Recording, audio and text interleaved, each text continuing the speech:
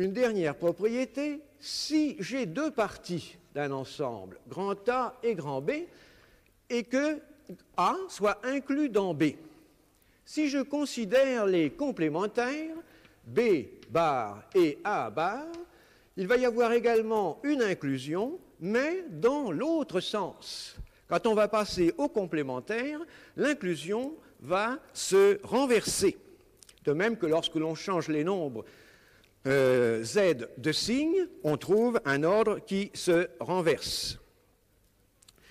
Je ne ferai pas une démonstration de cette propriété.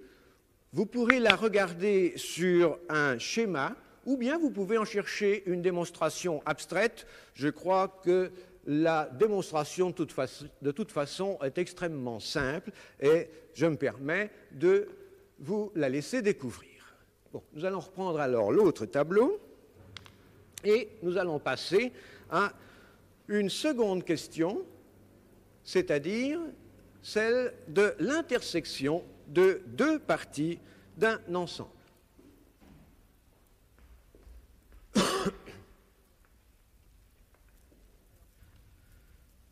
Alors cette fois-ci,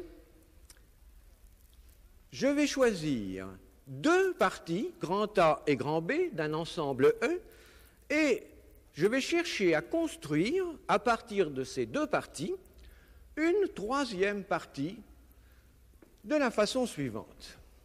Soit donc grand A et grand B, deux parties d'un ensemble E. Si je veux reprendre la même schématisation que tout à l'heure, je peux aussi ici écrire A appartient à l'ensemble des parties de E, B appartient à l'ensemble des parties de E. Si on pense qu'il s'agit ici de quelque chose qu'on ne voit pas bien, parce que c'est un peu abstrait, mais c'est volontairement que c'est abstrait, bien entendu, alors on peut s'aider du petit schéma de tout à l'heure. Voici mon ensemble grand E, qu'on appelle quelquefois le référentiel, par rapport auquel on va faire toutes les constructions. Je représente par conséquent ici, voilà, par une pomme de terre grand A, la partie grand A de E, et par une autre pomme de terre, ici, la partie grand B de E.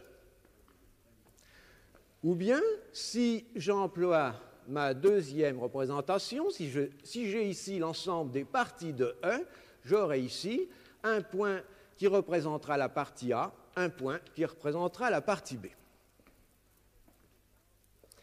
Eh bien, je me propose de construire à partir de ces deux parties, grand A et grand B, une troisième partie, en la définissant de la façon suivante. Cette troisième partie, qu'on va appeler grand C, sera constituée par les éléments qui seront communs à la fois aux parties grand A et grand B. Les éléments communs aux deux parties. La région où se trouvent les éléments communs à ces deux partie est parfaitement visible et je la montre ici en la couvrant de hachures. Et je vais tout de suite dire la façon de la noter. Cette partie commune, on l'appelle, on la désigne de cette façon-là. Elle est construite à partir de A et de B et ceci représente en quelque sorte une opération qu'on fait sur les deux parties pour obtenir cette troisième partie grand C. Comme j'ai dit que c'était la partie formée des éléments communs aux deux parties grand A, grand B, bien entendu, A inter B, on lit en effet cette relation sous cette forme, est la même chose que B inter A. Autrement dit, ma définition de l'intersection est la suivante. Définition, un élément X appartiendra à A inter B, ce qui est la même chose que B inter A, si et seulement si, et voilà où est ma définition, par conséquent, si et seulement si, X appartient à A et, en même temps, simultanément, X appartient à B. Autrement dit, ma construction, mon opération sur les deux parties, reproduit ici cette conjonction et, n'est-ce pas, est basée sur cette conjonction des deux propositions X appartient à A et X appartient à B. Nous touchons ici la logique dont je ne voudrais cependant pas trop parler dans ce cours. Mais c'est inévitable puisque nous trouvons ici cette conjonction. Maintenant, est-ce que j'ai ainsi défini toujours pour toute partie A et B, est-ce que j'obtiens bien une partie grand C? Eh bien, il y a des cas, effectivement, où il n'y a pas d'éléments communs à grand A et à grand B. Mais comme nous avons introduit l'ensemble vide, ceci n'est pas gênant. Si nous avons le dessin suivant de deux parties de E qui n'ont pas d'éléments communs, ce qu'on peut montrer de cette façon-là, on dira que l'intersection de ces deux parties est la partie vide. Et on dit que ces deux parties A et B sont alors disjointes. On voit ici l'intérêt qu'il y avait à considérer la partie vide. Ça nous permet de dire que l'opération d'intersection est définie pour toutes les parties, pour tous les couples de parties d'un ensemble donné. Alors il faut bien comprendre ce que nous venons de faire. Nous venons donc de trouver, quelles que soient les parties grand A et grand B, donc quels que soient les éléments des parties de 1, nous venons de faire correspondre à ce couple AB un troisième couple, c'est-à-dire une troisième partie, grand C, l'intersection de A et de B. Exactement de la même façon qu'on définit des opérations sur les entiers naturels, par exemple, en faisant correspondre à deux entiers naturels leur somme. L'opération d'addition, ici, nous avons, non pas sur des nombres, mais sur les parties d'un ensemble, nous avons également une opération qui, à deux parties, fait correspondre toujours une troisième partie. Eh bien, nous allons rapidement écrire quelques propriétés de cette opération d'intersection. D'abord, est-il possible que se produise ce qui vient d'être dit, c'est-à-dire l'intersection de deux parties qui seraient vides? Eh bien oui, parce que si je cherche précisément l'intersection de A avec le complémentaire de A, c'est-à-dire les éléments qui appartiennent à la fois à grand A et au complémentaire de A. Par définition même du complémentaire, ces deux parties n'ont aucun élément commun, c'est-à-dire qu'on aura toujours l'intersection de la partie A et de la partie vide, la partie complémentaire qui sera vide. Grand A et son complément sont deux parties disjointes. Cherchons des opérations particulières. Que se passe-t-il quand on cherche l'intersection d'une partie A avec elle-même? Ça revient donc à chercher les éléments qui sont à la fois communs à A et à grand A. Ça a l'air d'une plaisanterie et on voit tout de suite la réponse. Il s'agit donc précisément de la partie grand A elle-même. Cherchons au contraire l'intersection de A avec l'ensemble vide, les éléments communs à grand A et à l'ensemble vide. Comme l'ensemble vide ne contient aucun élément, par conséquent, la réponse, ça nous donne ici l'ensemble vide. Si je cherche l'intersection de A avec l'ensemble plein, au contraire, c'est-à-dire le référentiel grand E, je n'impose aucune condition aux éléments de A en disant qu'ils doivent appartenir à E, puisque précisément les éléments de A appartiennent à E. Autrement dit, je trouve ici comme intersection grand A.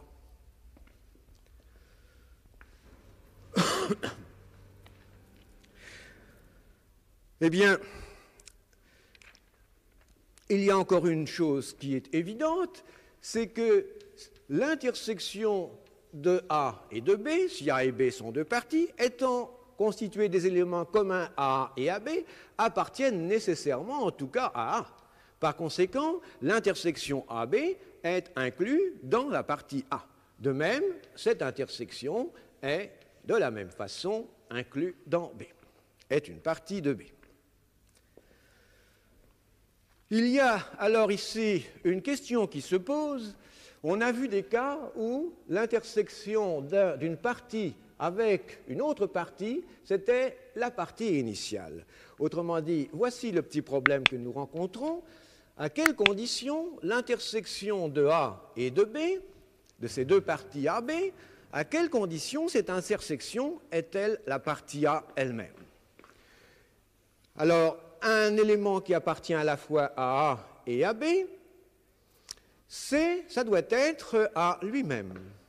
Bon, c'est-à-dire, si vous voulez encore, puisque de toute façon, l'intersection de A et de B, c'est A, pour qu'on ait cette égalité, il faut donc qu'on ait cette inclusion à l'envers. Il faut qu'on ait A inclus dans l'intersection de A et de B. Il faut donc que tout élément de A appartienne à l'intersection, donc il appartienne à B. Donc, nécessairement, il faut A inclus dans B. Et cette condition est évidemment suffisante pour avoir cette égalité.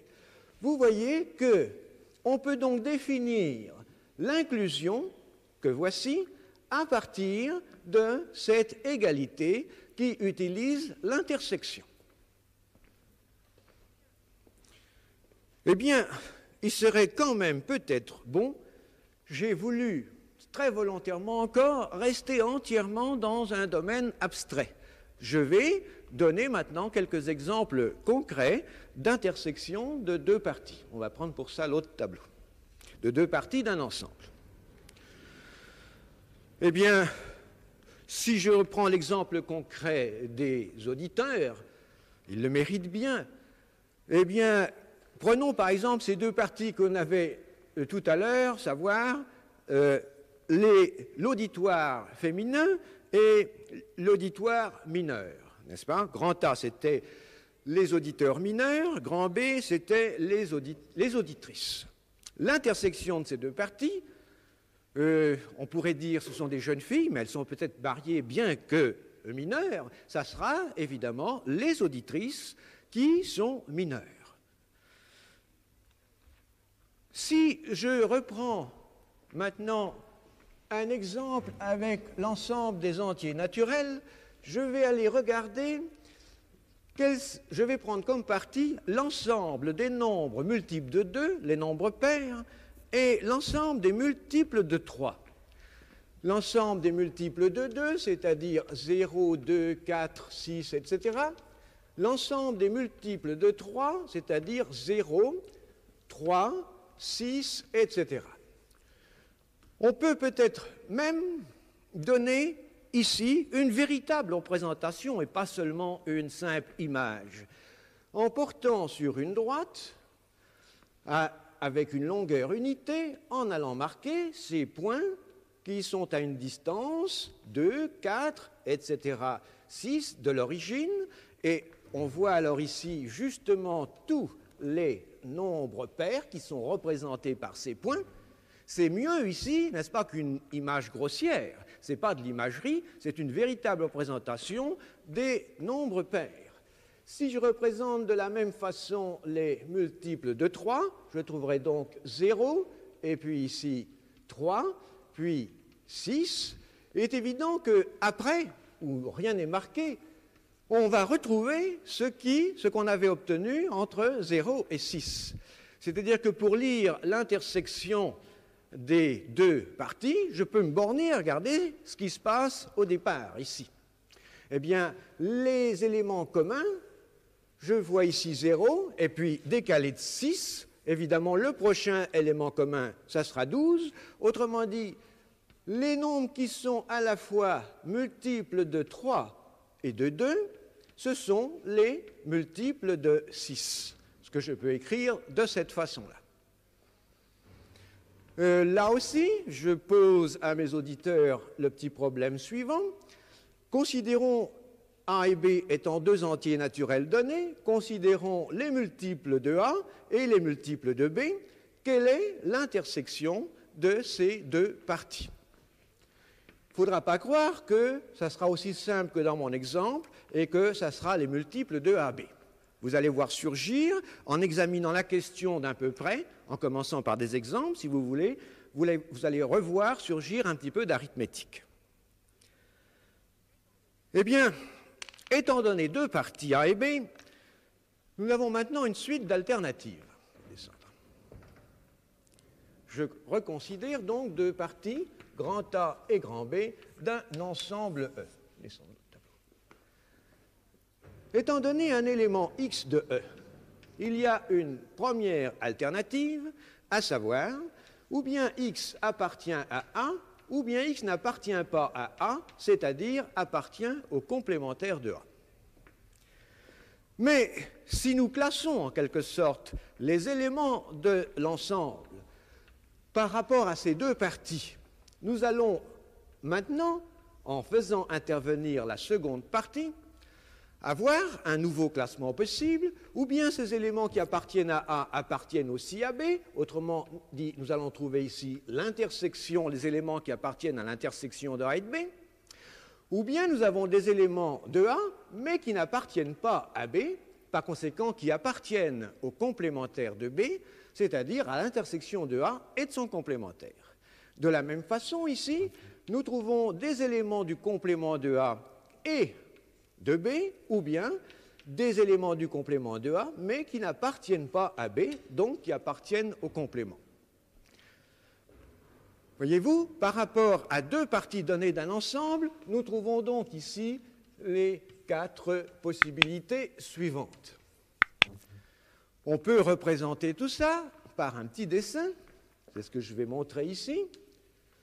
Voici mon référentiel, mon ensemble grand E de départ, et voici les deux parties, grand A et grand B. Eh bien, la partie que j'ai appelée 1, l'intersection de A et de B, la voilà, elle est, comme on vous le montre, entre ces deux pommes de terre. La partie qui s'appelle 2, c'est-à-dire les éléments de A, mais qui n'appartiennent pas à B, se trouvent dans cette région que je nomme 2. Les parties de B qui n'appartiennent pas à A se trouvent dans cette région 3. Enfin, les éléments de l'intersection des complémentaires de A et B qui appartiennent ni à A ni à B, bien qu'appartenant à E bien entendu, se trouvent dans cette région 4.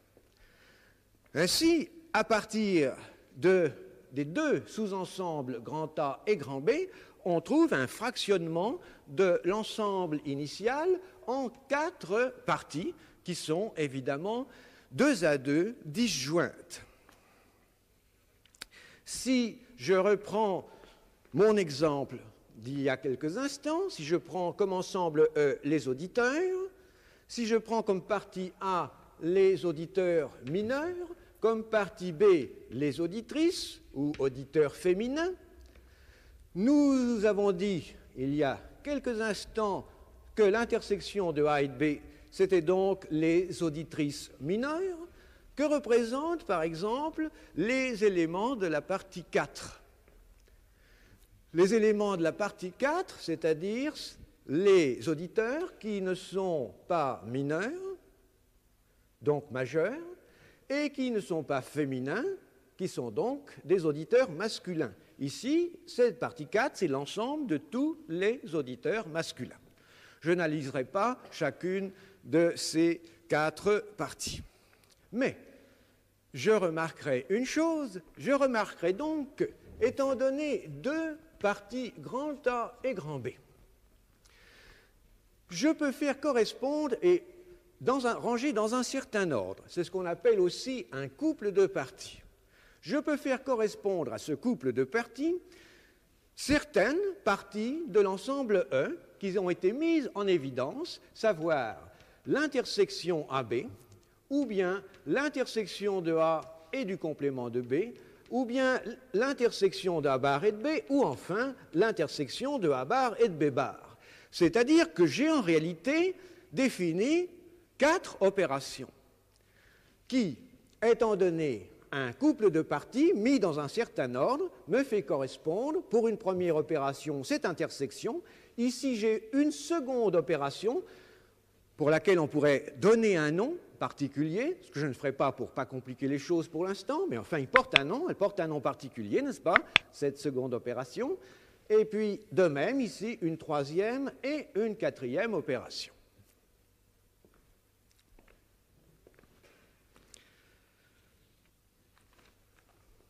nous allons reprendre l'autre tableau.